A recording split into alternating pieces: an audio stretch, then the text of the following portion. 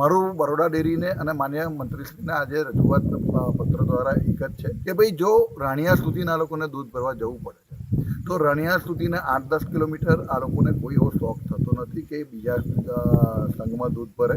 Baroda dairy મજબૂત થવી જોઈએ, બરોડા ડેરીમાં જ દૂધ ભરાવવું જોઈએ અને દરેક મંડળી મજબૂત થાય, સંઘ મજબૂત થાય એવી ઈચ્છા અમારી અને પશુપાલકોની પણ. અને બરોડા ડેરીના જ આવતા દરેક ઝોનના પશુપાલકોને એમની પોતાની મંડળીમાં સારું બોનસ મળે, પોષણક્ષમ ભાવ મળે, ભાવફેરની મોટી સારી રકમ મળે.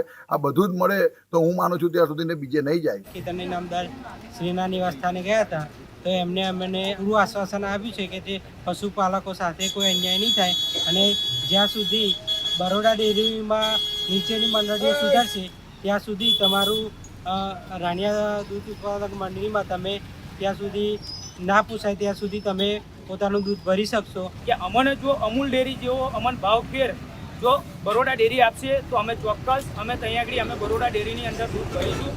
પણ જ્યાં સુધી અમારા પશુપાલકોને જ્યાં સુધી બરોડા ડેરી ભાવ નહીં આપે ત્યાં સુધી અમને ત્યાં અમારી રાણિયા અમૂલ ડેરીની અંદર દૂધ ભરવાની પરમિશન આપે એવી અમે આશા રાખીએ છીએ.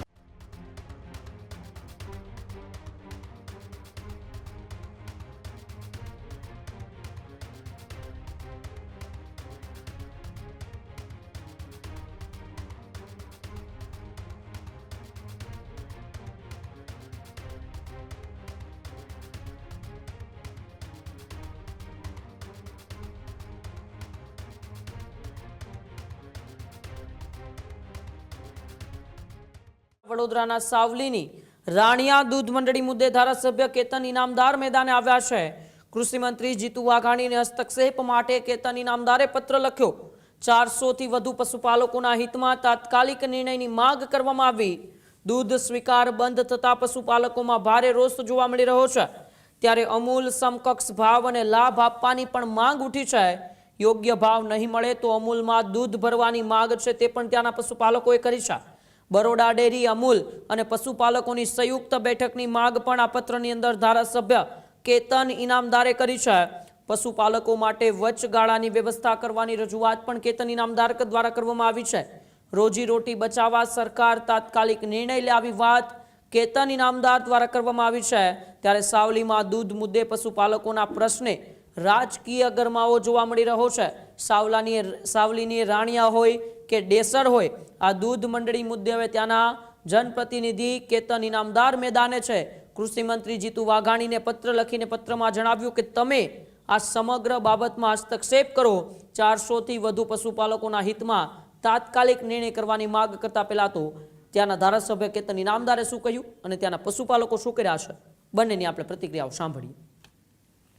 અમારા આદરણીય સહકાર અને કૃષિ મંત્રી જીતુભાઈ વાઘાણી સાહેબને મેં પત્ર લખ્યો છે અને છેલ્લા 2-4 દિવસથી આપ જાણો પણ છો કે ભાઈ અમારા ડેસર તાલુકાના ડેસર ઝોનના ખેડૂતો વિહોરા, નવા, જૂના, પીપળિયા, ગોરસદ, અજબપુરા, મીઠાપુરા, રાયપુરા આ બધા ખેડૂતો જ્યારે રાણિયામાં ભરતા હતા છેલ્લા કેટલાય વર્ષોથી એમને દૂધનો ભાવ ત્યાં આગળ સારો મળતો હતો. એમને બોનસથી માંડીને બધી જ વસ્તુમાં એમને પોતાને સંતોષકારક ત્યાં આગળ પરિણામ મળતું હતું અને કેટલાય ટાઈમથી ભરતા હતા. મને પણ ખબર છે કે ભાઈ એક સંઘનો બીજા સંઘનું દૂધ ના લેવાનો પરિપત્ર ફેડરેશનનો છે. પણ મારું બરોડા ડેરીને અને માન્ય મંત્રીશ્રીને આજે રજૂઆત પત્ર દ્વારા એક જ છે કે બરોડા ડેરીને આ એમડીને પણ મેં લખ્યું છે, અમૂલ ડેરીના એમડીને પણ લખ્યો છે પત્ર અને જીતુભાઈ વાઘાણીને પણ આખી વિગતવાર વિસ્તૃત માહિતી આપી છે કે ભાઈ જો રાણિયા સુધીના લોકોને દૂધ ભરવા જવું પડે છે તો રાણિયા સુધીને 8-10 કિલોમીટર આ લોકોને કોઈ એવો શોખ થતો નથી કે બીજા સંઘમાં દૂધ ભરે. બરોડા ડેરી મજબૂત થવી જોઈએ, બરોડા ડેરીમાં જ દૂધ ભરાવવું જોઈએ અને દરેક મંડળી મજબૂત થાય, સંઘ મજબૂત થાય એવી ઈચ્છા અમારી અને પશુપાલકોની પણ છે. પશુપાલકને એનો ભાવ મળતો હોય તો એને દૂર જવાની કોઈ જરૂર નથી, ગામની મંડળીમાં જ દૂધ ભરે છે. પણ આ ભાવ નથી મળતો એટલે ત્યાં જવું પડે છે. તો પોષણક્ષમ ભાવ મળે અને બરોડા ડેરીના જ આવતા દરેક ઝોનના પશુપાલકોને એમની પોતાની મંડળીમાં સારું બોનસ મળે, પોષણક્ષમ ભાવ મળે, ભાવફેરની મોટી સારી રકમ મળે.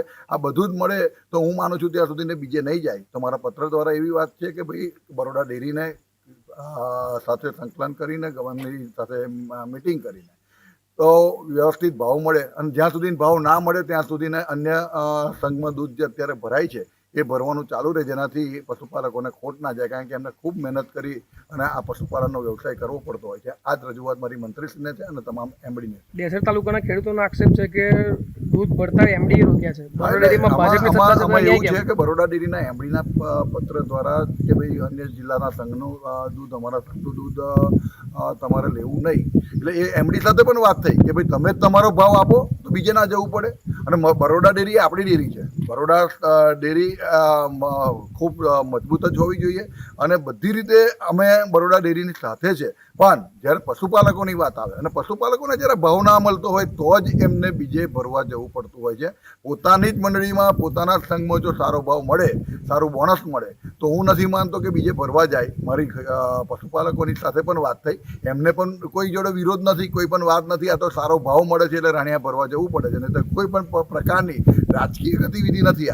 આ પશુપાલન ના વ્યવસાયને આજે પણ આપણે ખરેખર જો ડેરીની અંદર દૂધની ઘટ પડે છે તો એ દૂધ કઈ રીતે વધે અને પશુપાલનના વ્યવસાયમાં લોકો વધારે ને વધારે કઈ રીતે જોડાય, એ પણ આપણા બધાનું જ કામ છે. એટલે ડેરીના સત્તાધીશોને મારી ખાસ વિનંતી છે કે હજુ પણ ખૂબ ગંભીરતાથી લઈ અને પશુપાલકોને યોગ્ય ભાવ મળે, યોગ્ય બોનસ મળે, અને જ્યારે ભાવફીની રકમ પણ હોય તો સારામાં સારી મળે, એવું આપણે કંઈક બધાએ ભેગા થઈને કરવું જોઈએ. આજ અમે અમારા લોકલાડીના ધારાસભ્ય શ્રી કેતન ઇનામદાર શ્રીના નિવાસસ્થાને ગયા હતા, તો એમને અમને આશ્વાસન આપ્યું છે કે, અને એમને પત્ર લખ્યો છે અમારા પશુપાલકના મંત્રી જીતુ વાઘાણી સાહેબને, અને એમને પૂરું આશ્વાસન આપ્યું છે કે તે પશુપાલકો સાથે કોઈ અન્યાય નહીં થાય, અને જ્યાં સુધી બરોડા ડેરીમાં નીચેની મંડળીઓ સુધારશે ત્યાં સુધી તમારું રાણિયા દૂધ ઉત્પાદક મંડળીમાં તમે ત્યાં સુધી ના પૂછાય ત્યાં સુધી તમે પોતાનું દૂધ ભરી શકશો.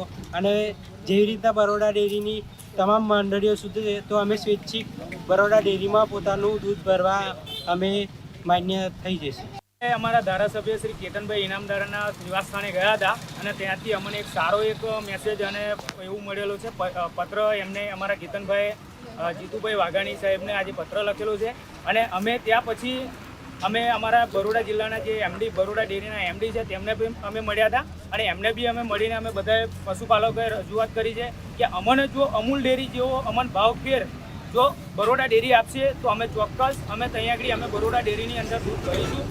પણ જ્યાં સુધી અમારા પશુપાલકોને જ્યાં સુધી બરોડા ડેરી ભાવ નહીં આપે ત્યાં સુધી અમને ત્યાં અમારી રાણિયા ડેરીની, રાણિયા અમૂલ ડેરીની અંદર દૂધ ભરવાની પરમિશન આપે એવી અમે આશા રાખીએ છીએ. ખેડૂત ભાઈઓ છે ખેતરમાં ડ્રોન ઉડાવતા હોય છે ત્યારે આપણે એક પ્રશ્ન સતાવતો હોય છે કે જે આપણે અત્યાર સુધી જીપીએસ ટેકનોલોજીવાળા ડ્રોન વાપર્યા છે, જેથી કરીને મોબાઈલ ટાવર છે અથવા તો હાઈ ટેન્શન લાઇન પસાર થતી હોય, કોઈ વૃક્ષો હોય, ત્યારે જે જીપીએસ ટેકનોલોજીવાળા ડ્રોન છે એમાં ટકરાય અને ટ્રેસ થાય છે. પણ એગ્રીઓન લાવ્યું છે GNSS ટેકનોલોજી ડ્રોન, જેથી કરીને એ ડ્રોન છે એ કોઈ જગ્યાએ ટકરાય નહીં, પોતાની રીતે જ ડિસિઝન લે છે અને મૂવ થઈ જાય છે, જેથી કરીને GNSS ટેકનોલોજી ડ્રોન છે એ વાપરવાનો આગ્રહ રાખો. ત્યારે જ ન્યૂઝરૂમ ગુજરાતની યુટ્યુબ ચેનલને સબસ્ક્રાઇબ કરો અને ઇન્સ્ટાગ્રામ અને ફેસબુક પર ફોલો કરો. અપડેટ રહો, સત્યની સાથે રહો.